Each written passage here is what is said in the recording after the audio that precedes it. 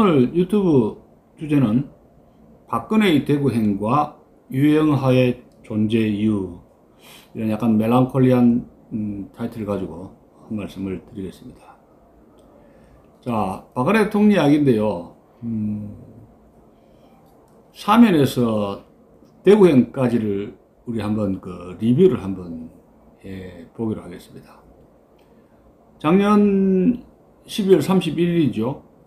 문재인 대통령은 박근혜 전 대통령에 대한 특별 사면을 실시를 했었습니다.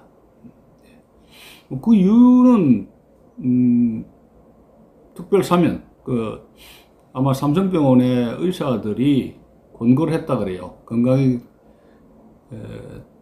나쁘기 때문에 병원에서 불상사가 일어나면 안 된다 해서 의사들의 강력한 권고에 의해서 특별 사면을 단행을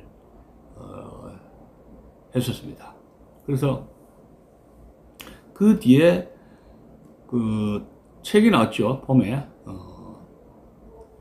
책 출간했는데 옥중에서 이제 국민들로부터 격려 편지를 받은 것을 답장하는 형식으로 해서 옥중 사안집이 발간되었고, 또 책 제목은 그리움은 아무에게나 생기지 않습니다 하는 것이었고, 이제 가세연에서 가로세로 연구소 김세희 대표, 즉 MBC 기자가 하는 가로세로 연구소에서 출간을 하는데 도움을 주었다고 합니다. 네. 그리고 이제 출판 비용으로 해서 비용을 모아가지고 인쇄비 한 20만 부 팔렸지 않습니까? 베스트셀러를 몇 달 동안 기록을 했는데, 출판 인쇄를 받아가지고 그 돈으로 이제 가세연에서 협조를 해가지고 대구에 자택을 마련을 했다고 합니다. 그런 가운데서 올해 3월 24일 박근혜 대통령은 대구로 내려가는데 달성구로 내려갔죠. 그래서 지지자들이 대거 달성구 대구에 몰려서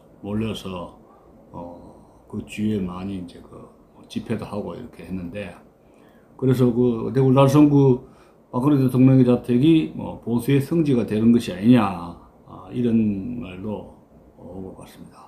자, 그런데 박근혜가 서울에 있다가 대구에 간 이유를 어떻게 볼 것인가 해서 이제 많은 사람들이 궁금해 했습니다만은, 두 가지로 추측을 했죠. 하나는 서울보다 아무래도 공기가 맑은 대구 고향으로 가서 휴식을 하면서 몸을 추스르겠다, 병환을 치료하겠다는 그런 건강관리 차원의 뜻이 있고, 둘째는 이제 정치평론가에서 제기되는 것은 정치 재개할 가능성이 있다. 왜냐하면 달성에서 4번이나 보궐선거 포함해서 4번 국회의원이 당선됐지 않습니까? 거기서 지지자들을 규합을 해가지고 명예회복을 위한 정치 재개의 가능성을 비췄던 것입니다. 다름 아니라 옥중서한집 그리움은 아무에게나 생기지 않습니다. 그 책 내용에서도 남은 여생을 국가를 위해서 마지막으로 봉사하겠다는 그런 말을 언급을 했었고, 또 대구에서 유영하 변호사가 대구시장에 출마를 했을 때 후원회장을 맡았지 않습니까? 박근혜가 후원회장을 맡아가지고 유영하 변호사를 후원해달라고 대국민 메시지를 전달하는 동영상에서도 국가를 위해 최선을 다해 남은 여생을 보내는데, 유영하만은 다른 사람들은 다 날 배신했는데 유영하 변호사만은 충직하게 진정성을 가지고 나를 위해서 그야말로 엄청난 헌신과 희생을 하면서 고생을 많았으니까 한번 좀 도와주십시오 하는 그런 동영상을 올린 적이 있었습니다. 자, 여기서 이제 궁금하게 생각하는 것이, 국민들이 궁금하게 생각하는 것이, 지금 최순실은 이제 옥중으로 해가지고 이제 만나지도 못하고 그런 관계가 되었고, 최순실이 과거에는 박근혜 대통령의 복심이었죠. 최측근이었지 않습니까? 근데 박근혜에게 유영아는 과연 또 무엇이냐? 지금은 이제 최순실이 떠났는데, 유영아가 박근혜 대통령의 복심이고, 또 변호인이고, 대리인이고, 또 집사 역할까지 이렇게 하게 되고, 외로움을 달래주는 뭐 말동무라는 역할까지 하면서, 박근혜 대통령에게 있어서는 유영아 변호사는 그야말로 없어서는 안 되는 그런 인물로 부상했고, 또 박근혜에게 대외의 유일한 소통 창구로 등장을 하게 되는 겁니다.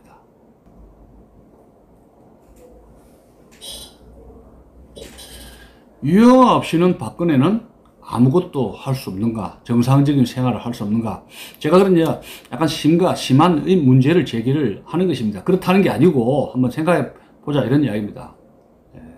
근데 이제 유영아 변호사가 박근혜의 유일한 대외 소통 창구로 독점을 하게 된 과정을 좀 설명하고 싶은데, 2017년 4월 달이죠. 그 당시에 탄핵 변호인단이 구성이 되었는데 10명이 넘었습니다. 제가 알고 있는 변호사만 하더라도 김평우 변호사, 서석구 변호사, 서성근 변호사, 조은용 변호사, 최명선 변호사, 이런 여러 사람들이 있었습니다. 근데 이제 결국은 유영아 변호사만 혼자 남게 되었지 않습니까? 그래서 유영아 홀로 남아서 박근혜 대통령을 접견을 하게 된 것이 2017년 4월부터인데 지금까지 무려 5년 동안이나 박근혜 대통령 곁에 유영아 변호사가 홀로 유일한 소통 창구의 역할을 하게 되면서 자연히 박근혜 대통령의 대외 소통 창구를 독점하는 그런 현상이 생기게 됐습니다. 근데 제가 이제 생각해보면은 그렇게 되는 과정에서 박근혜 대통령이 유영아만을 홀로 남도록 점지를 것인가, 아니면 유영아 변호사가 그것을 원해서 그렇게 된 것인지, 그것이 이제 저는 대단히 궁금합니다. 2017년 4월 달에 변호인단의 탄핵 변호인단의 의견 차이가 있고 내부에 상당히 분열이 있었다고 그래요. 그런 과정에서 결국은 유영아 변호사 혼자만 남게 되었는데, 과연 그렇다면은 박근혜 대통령과 유영아 변호사와의 한 4년 5년 동안의 끈질기게 두 사람과의 이런 관계 속에서 이해덕실 양자는 무엇을 주고받았는가? 물론 유영아 변호사는 대통령 수발하고 그 덕분에 그런 봉사를 통해서 명성을 얻었고 명예를 얻었지만 재정적인 손실을 초래했죠. 변호사 수임료가 다 끊겼지 않습니까? 일반 민간인들에게 변호라든가 재판이라든가 이런 고소고발에 의뢰가 들어오지 않는 일이 끊어지면서 상당한 생계에 어려움을 겪었지 않는가, 그런 추측을 할 수가 있습니다. 그리고 박근혜 대통령도 돈이 없으니까 유영에게 제대로 넉넉한 변호사 수임료를 제대로 주지 못한 게 아닌가, 그런 생각을 할 수가 있어요. 그리고 또 유영아 변호사는 박근혜 대통령의 자택을 마련해 주는데 공을 세웠고, 또 어떻게 보면 어떤 말동무라든가 하면서 상당히 많이 정신적으로 심적인 도움을 줬다, 이렇게 말을 할 수가 있습니다. 자, 그러면 유영아를 우리가 어떻게 볼 것인가를 좀 분석할 필요가 있어요. 유영아의 정체성을 좀 생각할 필요가 있는데, 정치적인 지망생이라 할 수 있죠. 서울 경기 쪽에서 세 번 국회의원 출마를 했다가 2004년부터 2008년, 2012년 세 번 국회의원 출마했다가 떨어졌고, 이번에 그 박근혜 대통령이 대구에 내려오자마자 한 일주일 뒤인 4월 초에 대구시장 출마를 했고, 또 그 뒤에 일주일 뒤에 박근혜 대통령이 후원회장을, 유영하 변호사의 그 후원회장을 맡으면 4월 8일이죠. 그랬는데, 활동은 안 하지만, 박근혜는 활동은 안 하지만 후원회장으로 이름을 올렸죠. 그리고 이제 동영상을 통해서 유영하 변호사에 대한 지지를 대구 시민들에게 부탁을 했었습니다. 그래서 상당히 이제 파문을 많이 일으켰죠. 근데 여론조사를 했는데 18%가 나왔어요. 그래서 공천 탈락이 된 것이 4월 23일이었습니다. 지금 이제 대구시장으로는 홍준표가 당선됐지 않습니까?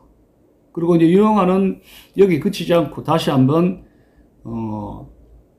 대구시장으로 출마하면서 홍준표 씨가 수성 의뢰에 있었는데 그 사표를 냈기 때문에 그 지역에 대한 수성을 재보궐선거에 다시 이제 후보로 신청을 했습니다. 그래서 그러나 이제 5월 10일 그 탈락을 했죠. 예비 후보로서 공천이 이제 등록을 했지만 탈락을 했고, 그 5월 10일이 박근혜 대통령이 윤석열 신임 대통령의 그 축하를 하기 위해서 서울에 갔었는데, 국회 의사당을 갔었는데, 내려오는 길에 오후에 유영하의 후보의 수성을 후보 탈락의 뉴스를 들었다고 합니다. 모두 다.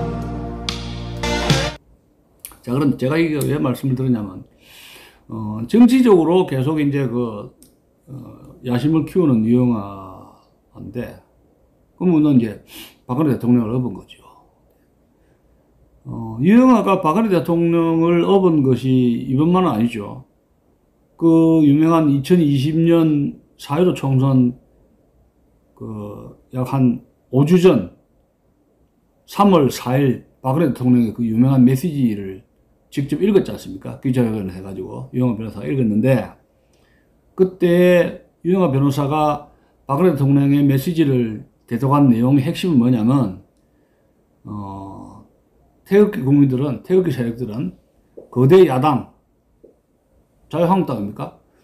거대 야당을 중심으로 뭉쳐라는 그런 메시지를 기자회견을 통해서 전달한 것이 유영하 변호사였습니다. 근데 3월 4일 메시지 그 다음날 3월 5일로 알고 있는데, 황교안 씨가 대표로 있었을 때 자유한국당의 비례대표의 후보로 신청을 했습니다. 유영하 변호사가. 그러다가 이제 거기서 이제 여론이 안 좋고 해가지고 결국은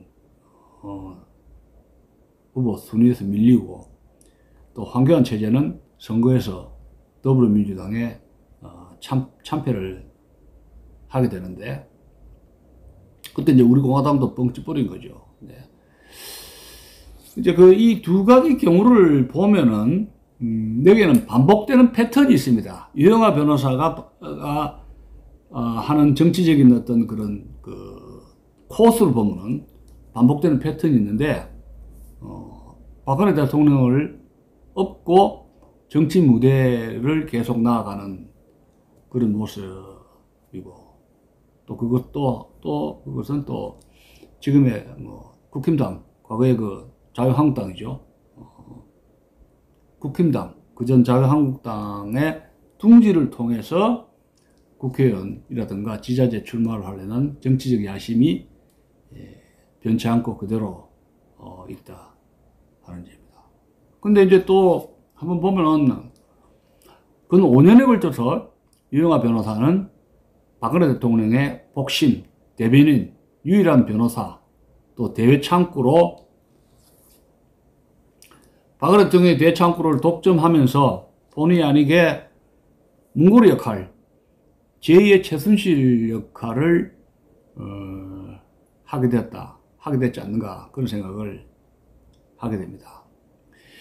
유영하 변호사의 가장 큰 의혹은 WPC에 관계, 그 김한수 탄핵 과정에서 최순실의 WPC라고 여겨진 것이 최순실 WPC가 아니고 김한수의 WPC가 아니냐, 이런 의혹이 다른 그 논객이라든가 다른 그 변호사를 통해서 계속 이 문제가 제기가 되었는데, 유영하 변호사는 최순실 타블릿 진위에 대해서, 그리고 그 김한수 WPC가 아니냐는 그런 데 대해서 명쾌한 답변을 아직도 내놓지 못하고 있다는 것입니다.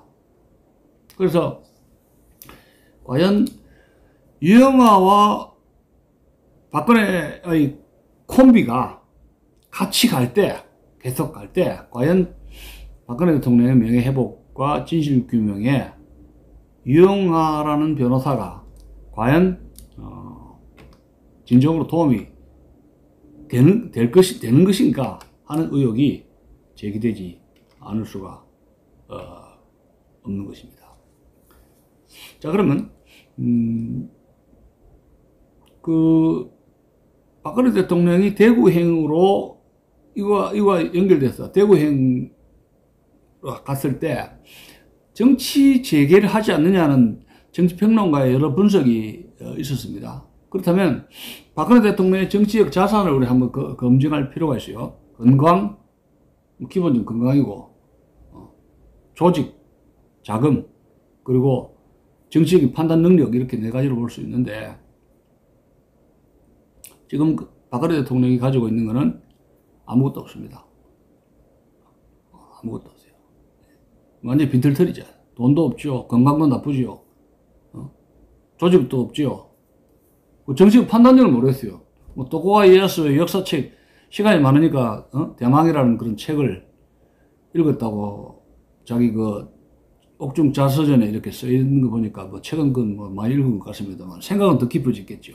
그러나 기본적으로는 박근혜 대통령의 정치적 자산이라는 것은 지금 꽝이다. 뭐 5년 세월에 장사가 없는 것이죠. 지금 몸 추스리기도 바쁜데, 또 일단 대통령을 했으니까 권력의 정점은 일단 지난 인물이집니다. 흘러간 물레방아라고, 뭐 좀 안 됐습니다만은 흘러간 물레방아 격이죠. 그러면 어드밴티지, 이점은 있느냐?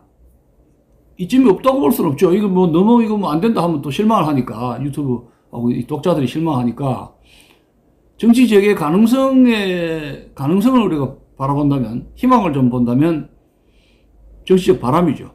바람놀이, 바람 부는 것. 뭐 민주화 바람 불듯이, 박정희, 박근혜 향수에 와, 바람이 불 때, 그게 이제,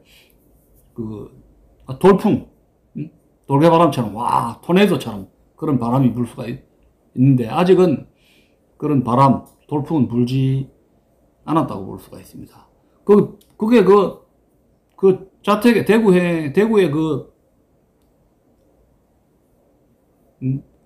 달성구에 박근혜 대통령 저택 그 부분에 많은 사람들이 몰리는 것이 표로 연결되는 건 아니거죠. 그 돌풍은 아니지 않습니까? 구경삼아서 가는 것인데, 그것이 정치적으로 표심으로 연결은 되고 있지 않다, 이렇게 보고 있습니다. 그러면 이제, 이러한 그 돌풍이라든가 정치적 바람이 불려면은, 때가 있는데, 그럴 때가 올 수가 있는가 하면, 결국 이제 그 외생변수인데, 박근혜가 일으키는 것보다는 주변 환경이 박근혜를 정치판에서 대한민국이, 오라, 그런 척 하면,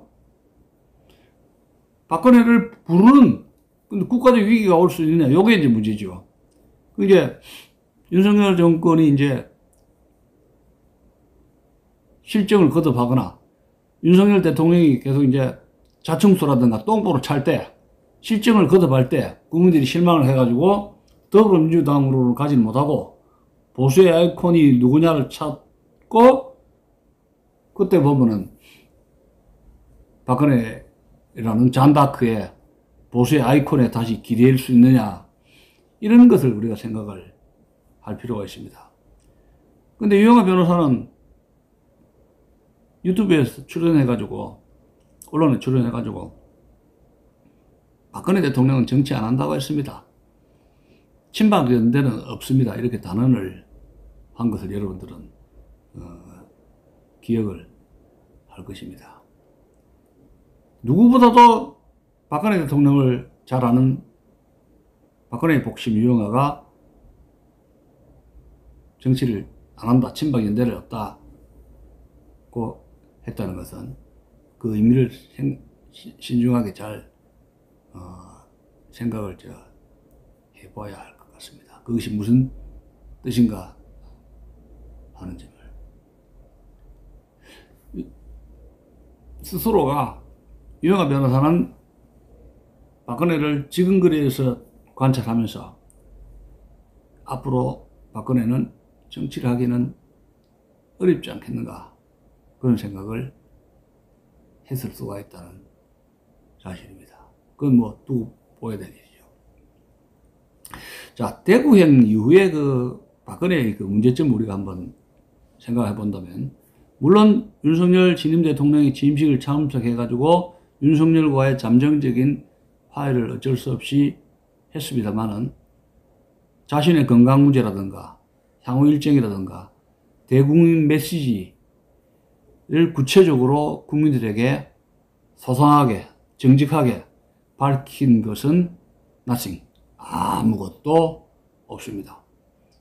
그리고 5월 10일 윤석열 대통령 취임식으로 국회를 거쳐서 그걸로 갔다가 온 이후에 벌써 지금 5월달 한 달이 넘었죠. 한 달 정도 됐는데 아무런 메시지도 전달하지 않고 있습니다. 자, 이것과 연결되어서 탄핵으로 해서 지금 풀려난 대구행의 박근혜와 대구행 이전에 삼성병원에 있고 감옥소에서 있었던 박근혜와의 차이가 있느냐, 정치적으로 박근혜는 얼마나 변했느냐, 탄핵 과정을 어떻게 이해를 했느냐, 이런 문제를 우리가 한번 제가 한번 같이 한번 생각해 볼 필요가 있습니다. 박근혜는 과연 탄핵 과정을 거치면서 감옥수와 병원을 오고 가면서 어떻게 얼마나 변했나, 이런 걸 문제를 좀 제기할 필요가 있어요. 근데 박근혜는 대통령실에도 그렇고 그전에도 또 삼성팀이라 해가지고 최순실 그 남편인 정윤회가 최측근이었지 않습니까? 그렇게 했고 아주 긴밀하게 의논을 했었고, 사람들도 많이 사귀질 않죠. 소통, 국민들하고 소통 그렇게 교류가 많은 것도 아니고, 과거에는 최순실, 정윤회라는 삼성팀을 해가지고 측근 정치를 했었는데, 감옥소에 있으면서 이제 그 측근이 최순실에서 누구로 바뀝니까? 유영하가 독점을 하고 측근으로 자리를 옮기고, 그 다음에 이제 가로사회 연구소 쪽에 이제 책 출판 관계를 해가지고 좀 연락을 한 것 같지만, 유영하만큼 그렇게 박근혜 대통령과의 그런 친밀한 관계는 저는 아닌 걸로 알고 있습니다. 그렇다고 해서 또 뭐 우리 공화당이라든가 다른 어떤 보수 원로 인사들하고 어떤 그 긴밀한 소통을 한 것으로 나타나고 있지는 않습니다. 물론 어떻게 이렇게 생각할 수 있죠. 그렇게 연락하면 또 언론에 보도가 되고 막 그래 하니까, 예? 대통령이 무슨 뭐 옥중 정치를 한다 뭐 이렇게 좌익들이 반발하니까 그걸 할 수가 있느냐, 입 다물고 조용히 있는 게 좌익의 공격을 받지 않기 때문에 당연한 게 아니냐, 뭐 이렇게 합리화할 수가 있습니다만은, 좌우간 사람들과의 관계라든가 이런 폭이 사람들과의 그런 교류가 없는 것, 대인관계 별로 소통이 없는 것, 그런 거는 그대로다 하는 점입니다. 달라진 건 거의 없다. 달라진 게 하나 있다면 생각을 많이 하게 되고 독소가 증가된 거, 독소량을 증가했을 것이다. 그건 우리가 인정을 하는 것이죠. 근데 종합적으로 보면 그 전에 탄핵 이전 박근혜와 탄핵 이후의 박근혜는 그런 대인관계라든가 이런 것에서 특별한 달라진 것은 없지 않는가 그런 생각을 하게 됩니다. 그럼 이제 참모라든가 멘토가 부족하다, 부재하다 하는 것은 그대로다 이런 생각을 하지 않을 수가 없는 것입니다. 제가 왜 이걸 말씀드리냐면은 정치를 하게 되면은 정치를 안 하고 그냥 내버려 둔다면은 그건 별 문제가 안 되지만 정치를 하게 된다면 이런 것에 대해서 깊은 고민이 있어야 된다 그런 말씀을 드리는 것입니다. 사실이고 주고받은 게 있죠. 제가 던지는 문제점은 뭐냐, 향후 유영아의 정치적 길, 이 사람 정치를 계속 하겠다는 건데 유영아가 노리는 정치적인 길이 박근혜의 명예회복, 진실규명과 명예회복, 정치적 복권 이런 거하고 정말 여하게 하모니, 조화가 되면서 잘 갈 수가 있겠는가 이런 의문을 제가 던지는 겁니다. 과연 유영아는 박근혜에게 어떤 필요한 존재인가 하는 점입니다. 언젠가는 유영아 변호사가 박근혜의 정치 재개와 명예회복에 유일한 동지인데 그런 것이 유영아라는 인물이 도움이 되느냐 아니면 걸림돌이냐, 걸림돌로 작용할 수 있느냐, 이런 문제가 제기가 되는 것입니다. 분명한 것은 유영아는 박근혜 대통령을 5년 동안에 보살피고 대리인으로서 변호인으로서 여러 가지 도와주는 과정에서 박근혜라는 후광을 활용해서 정치를 하겠다는 야심을 숨기지 않고 그것이 계속 반복되는 그런 패턴으로 나타나고 있다는 것은 분명한 사실이라는 점입니다. 자, 그래서 잠재적인 결론을 좀 내린다면 제가 이건 추측입니다만은 제가 유영아 변호사를 만난 적도 없고 유영아 변호사에 대해서 이렇게 아주 친근한 관계가 있는 건 아닌데 박근혜 대통령이 정치를 재개를 해야 된다는 이러한 아피니언 리더라든가 유튜브라든가 이런 보수의 유튜브들이 많이 이렇게 박근혜 대통령 빨리 정치를 재개하시오 이렇게 목소리가 높이기 때문에 제가 어떤 도움을 주기 위해서 이런 방송을 드리는 것입니다. 제 주장이 옳다는 것보다는 제 생각하는 바를 말씀드리는 것이에요. 제가 이제 잠정적인 결론은 뭐냐 이런 겁니다. Let it be. 비틀즈의 Let it be라는 게 있습니다. 우리 흐르는 대로 내버려 두자는 거죠. 일단은 이래 달라 저래 달라 요구할 것이 아니라 그랜드 디자인이라든가 전략을 짜시오 제2천방연대 만드시오 정당을 만드시오 그래 요구할 게 아니라 시간을 두고 지켜볼 필요가 있지 않는가 하는 생각입니다. 그럼 여기서 문제는 박근혜는 윤석열의 대안이 될 수 있는가 이런 의문을 또 제가 던지는 겁니다. 왜냐하면 이번에 국힘당이 지방선거에서 압승을 했지 않습니까? 그렇다면 박근혜에게 과연 정치 재개 기회가 올 수가 있을 것인가 이런 의문이죠. 왜냐하면 박근혜는 정치적 복권을 해야 되는데 그것은 정치적인 주도권이 탄핵을 반대했던 세력이 권력을 잡아야 박근혜의 정치적 복귀는 이루어진다는 사실입니다. 과거에 여러분 중국에서도 덩소평이가 문화대혁명을 통해서 엄청나게 순환을 받고 많은 혁명 동지들이 곤욕을 치렀는데 덩소평이 집권하면서 그 옛날에 그 억울했던 혁명 동지들이 복권을 받은 거 아닙니까? 그렇지 않습니까? 그래서 제가 말씀드렸듯이 박근혜에게 기회가 오는 것은 윤석열 정권이 실정을 하고 윤석열 대통령이 똥보를 찰 때 기회가 오는데 그때가 언제냐 하는 겁니다. 국민들이 학습 효과가 있어가지고 촛불 좌익의 난동이라든가 이런 데서 아주 질려버렸지 않습니까? 학습 효과가 있었죠. 그래서 그렇다면은 좌익이 실정을 할 기회는 이제 없어진 것이고 권력을 잃어버리기 때문에 윤석열 정권이 실정을 하면서 그 위기 속에서 보수의 대안 세력을 찾을 때는 박근혜 대통령을 찾을 수가 있다는 것이죠. 근데 이제 박근혜 대통령은 나이가 점점 많아지기 때문에 한도가 있는 것이죠. 시간의 한도.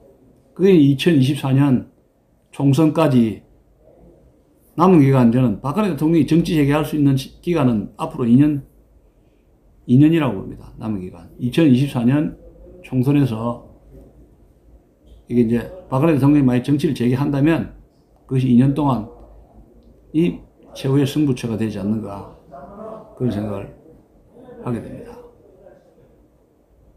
이번에 그 무소속이라든가 대구에서 무소속이 몇 명 당선됐고 한 2명 정도. 그 다음에 이제 그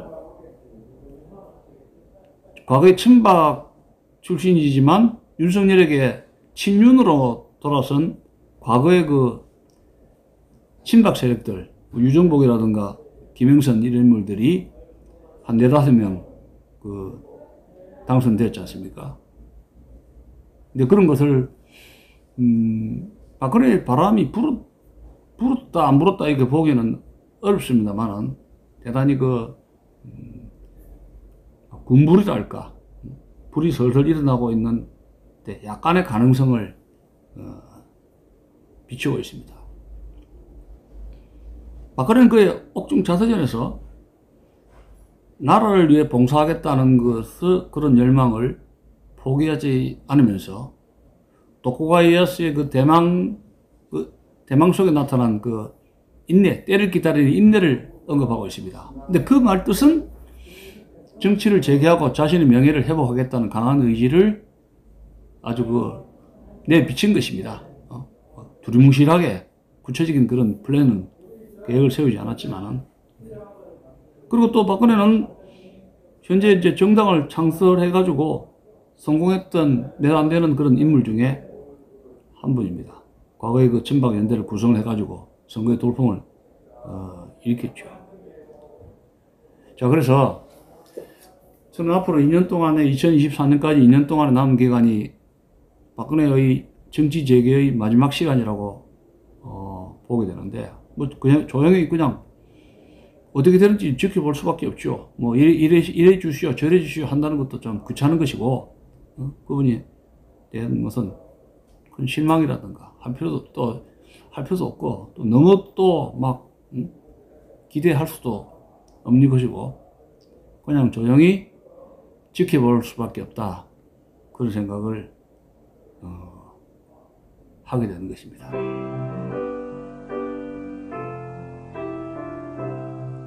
When I find myself in times of trouble, Mother Mary comes to me, speaking words of wisdom, let it be.